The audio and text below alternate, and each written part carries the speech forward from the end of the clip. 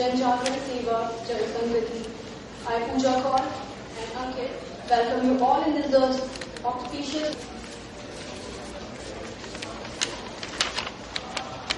कार्यक्रम को आगे बढ़ाते हुए सबसे पहले अलग अलग राज्यों से आए हुए प्रतिनिधियों को मंच पर आमंत्रित करना चाहूंगा. हम चाहेंगे कि सभी घर से घर वालों से छूट कर अप्लाई किया और जब उसका चयन हो गया तो उसके माता पिता ने उसे नासा जाने से मना कर दिया.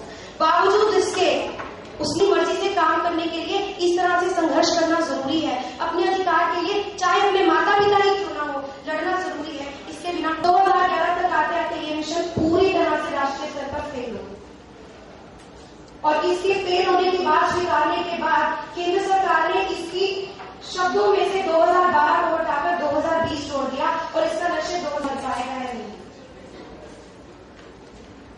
यानी कन्या शिक्षा के लिए सरकारी तंत्र कुछ भी नहीं करना चाहता है. कन्या शिक्षा के नाम पर लड़कियों के साथ छेड़खानी के मामले लगातार हमारे सामने आ रहे हैं और गुरु भी अपनी मर्यादाएं भूल गए हैं. ऐसी पहुंच भी जाती है तो उसके स्कूल पहुंचने के बाद क्या हम कन्या शिक्षा पर ईमानदारी से बात कर रहे हैं? उसके लिए उस स्कूल में बाथरूम नहीं है. उसके लिए उस स्कूल में वो लड़के हैं. महिलाएं आजाद हैं, महिलाएं स्वतंत्र हैं, महिलाओं के पास अधिकार है. लेकिन अगर हम कन्या शिक्षा के संदर्भ में ही दिखलाएगी जो कि ना तो ये जानते होंगे कि मनोज बबली हत्याकांड कैसे हुआ. बहुत कम लोग ये जानते होंगे कि हिसार, जीत और करनाल में जिस लड़की के साथ सामूहिक बलात्कार हुआ उसके लिए कौन आगे आया? कोई नहीं. बचाव की मुद्रा में नजर आती है. यानी कि अगर मैं कहना चाहूं तो गलत नहीं है समझे और वास्तविक रूप में उनका प्रयोग करें. लेकिन आज की तारीख में बहुत ही शर्म की बात है कि महिला पंचायत प्रतिनिधि अपना काम खुद नहीं का हक दे रहे हैं. क्या हम उसे एक इंसान होने का हक दे रहे हैं? सवाल यह है कि क्या आज की तारीख में हम निश्चित रह सकते हैं कि हमारी लड़की शाम को सुरक्षित घर लौट आएगी? और सवाल ये भी है कि क्या कन्या शिक्षा के नाम पर एक शिक्षा की अच्छी व्यवस्था निकाली रोजगार के अवसर बढ़े. इसके साथ साथ में कानून व्यवस्था की सुधरी हालत में भी लड़कियों को विद्यालय की तरफ आने के लिए प्रोत्साहित किया. इसके अलावा प्राथमिक शिक्षा परियोजना एवं पंचायतों में भी महिलाओं के लिए सीधे आर्थिक और लैंगिक समानता के प्रयास किए गए. अगर संस्था असर के वार्षिक रिपोर्ट पर नजर डालते हैं तो पता चलता है कि जहाँ कैसे हो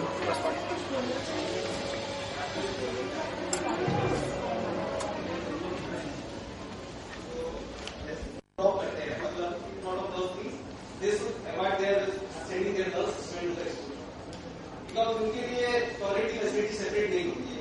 even you will find study says the motive वो भी यंग लड़के हैं उनको हमने पहले रिक्रूट किया और क्या करते थे सभी गांव में जाके जो ड्रॉप आउट बच्चे हैं चाहे उसके कोई तरह ऐसे कंडीशन जैसे वीडियो है उनके फर्स्ट पिलर ऑफ डेमोक्रेसी माना जाता है. जो हम लोग का ये राइट जो होता है जहाँ तक कोई और पोस्ट ना पाए जो वो उन लोगों के साथ जाए जो रूरल एरिया से वहाँ पर जाए आम आदमी की जिंदगी पर जो ध्यान से क्या हो रहा है क्या नहीं मिल रहा है.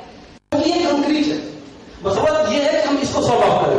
ये जरूरत नहीं है कि हम खाप पंचायत पर रोक लगा रहे हैं. सवाल ये है कि खाप पंचायत का निर्माण किन परिस्थितियों में होता है. हम वो माहौल कैसे पैदा होने देते हैं, हम वो माहौल कैसे बनाते हैं.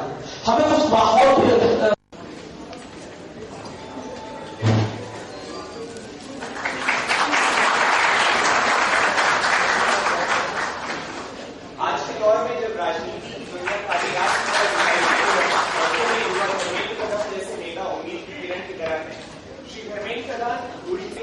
बिहार, झारखंड एवं कर्नाटक भाजपा के प्रभारी हैं. इससे कोई भी युवा कोई भी चहल पहल करता है, कोई एक्टिविज्म करता है तो मेरे को आकर्षित करता है. युवा अपनी जिंदगी में आप सबकी कुछ कुछ जिंदगी होगी. कोई पढ़ते होंगे, कोई अपना छोटा मोटा व्यवसाय करते होंगे, कोई अपनी जिंदगी की आर्थिक कामों में लगे होंगे. उसके बावजूद उसको करते हुए कोई पत्रकार है, कोई कंपनी में काम कर रहा है, इसको करते हुए देश की और समाज की कुछ सांप्रदायिक और कुछ प्रासंगिक मुद्दे पे खुद को जोड़े रखने की आप लोगों की जो मन की भावना है, आप लोगों को यहाँ इकट्ठा किया है। ऐसे ही भावना, ऐसे ही मनस्थिति और ऐसे ही पहल समाज में नई चीजों की, इनोवेशन की रास्ता बताती है। ऐसे समाज में जब भी कभी बड़ी परिवर्तन की ओर हम लोग गए हैं, कोई बहुत बड़ा भीड़ उस परिवर्तन का द्योतक नहीं बना है। ऐसे कोई सभा में, ऐसे कोई छोटे चर्चा में, गोष्ठी में चंद लोग बैठ के कुछ विषयों को, जो विषय एकदम नया भी नहीं होगा, बहुत पुराने दिनों से वो विषय चलती रहता होगा, और फिर लेकिन उसके अंदर एक स्पार्क निकलती है। उस स्पार्क आने वाले समाज को और आने वाले पीढ़ी को एक दिशा दर्शक भी बन सकता है। मैं मानता हूं शायद जो विषय पे आज हम लोग आज इकट्ठा हुए हैं चर्चा करने के लिए, कि बालिका शिक्षा की आज की समय पे महत्व। मित्रों, ये विषय के महत्व सभ्यता की प्रारंभ में भी रहा है, आज भी है और आने वाले दिनों में भी रहेगा। और कई मित्र, जब मैं आया, कोई एक रिसर्चर मित्र उस पर अपना मंतव्य देते हुए ये कहा कि इसकी एक अर्थनैतिक पहलू है। किसी ने, एक आसाम की बहन आई थी, उन्होंने कुछ आंकड़ा सामने रखा। मित्रों, ये एक ऐसा विषय है जिसके ऊपर शायद आजाद भारत में व्यवस्था चलाने वाले लोग काफी उसमें अध्ययन किया होगा, काफी उसमें से चर्चा किया होगा। हमारे देश की आजादी को 65 साल हो गया, बाकी पुराने दिनों की बात छोड़ दीजिए। 65 साल से हम एक प्रजातंत्र के नाते हमारी प्रवास पूरी हो चुकी है। 65 साल बहुत बड़ी समय नहीं होती है, एक समाज के लिए, एक देश के लिए कोई कम समय भी नहीं होता है मित्रों। लेकिन इन दिनों में हम दिल्ली के बारे में, अभी प्रोफेसर प्रज्ञा कह रहे थे कि यहां एक अलग संस्कृति पनप रही है, खान पान में, सोच में, बोलने में एक नयापन, एक नूतनता, एक नया चीज दिखने को मिलता है। यह एक प्रगति की लक्षण है, अच्छी बात है। पुराने चीजों को भूलनी नहीं चाहिए, लेकिन पुराने चीजों को पकड़ के भी रखना नहीं चाहिए। यह समाज की जो तथाकथित अगड़े राज्य हैं, उनमें से वो सारे पांचों का पांच आएंगे। भारत की गरीबी इलाका, भारत की पिछड़े इलाका मैन वुमेन रेशियो में थोड़ा ठीक ठाक परिसंख्यन में है। मित्रों, यहां एक डाइकोटोमी, एक अंतर्द्वंद सामने आता है कि पढ़ने लिखने से,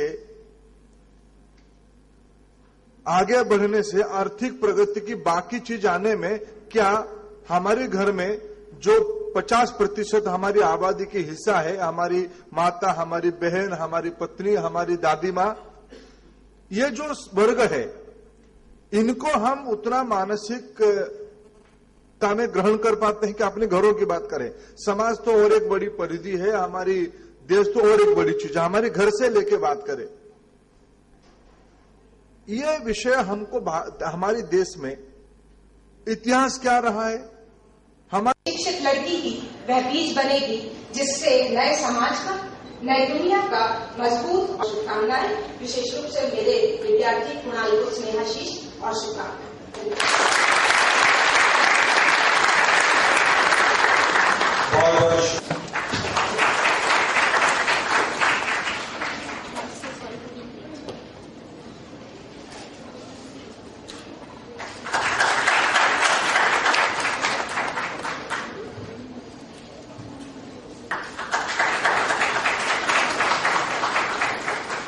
हमें बताया गया है कि मैम के पास things happen. How misuse are there? That one lady is there.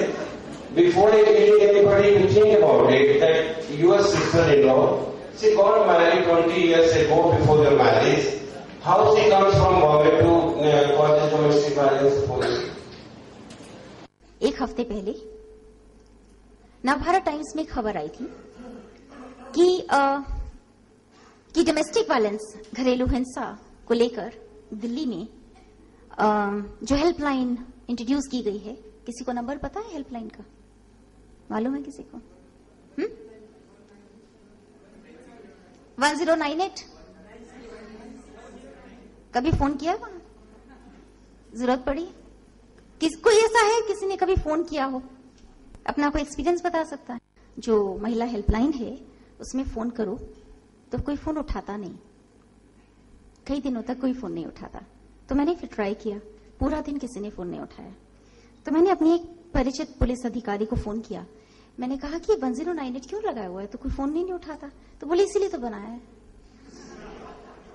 तो मैंने पूछा क्यों, इसलिए क्यों बनाया? इसलिए बनाया है कि पिटने के बाद आपका मन कर रहा है मैं पुलिस से मदद मांगू, थोड़ी देर बाद आपकी अटेंशन डाइवर्ट हो जाएगी, फोन कोई नहीं उठा रहा, फोन कोई नहीं उठा रहा, फोन कोई नहीं उठा रहा, आप अपना दर्द भूलकर फोन पे लग जाएंगे, इसलिए फोन कोई नहीं उठाता। खैर, ये लाइटर वेन पे था। मैंने इस बात को इसलिए कहा कि ये बहुत सीरियस मुद्दा है और ये एजुकेशन सिस्टम की तरफ भी हमें लेकर जाता है। दूसरा एग्जाम्पल दूंगी।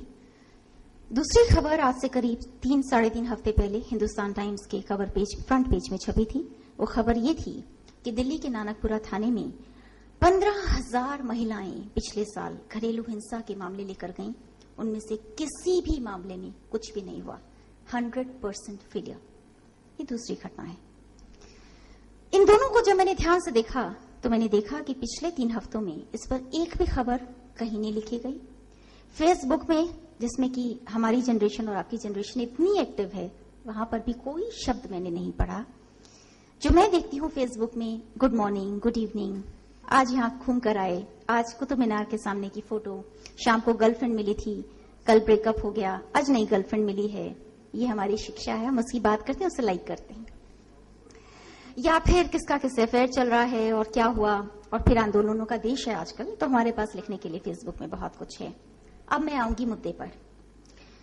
आमतौर पर जब मैं सेमिनार्स में जाती हूं और मैं हामी भरती हूं जाने के लिए, तो मैं ये भी पूछती हूँ कौन कौन आएंगे। मैं इसलिए पूछती हूँ कि जो आएंगे,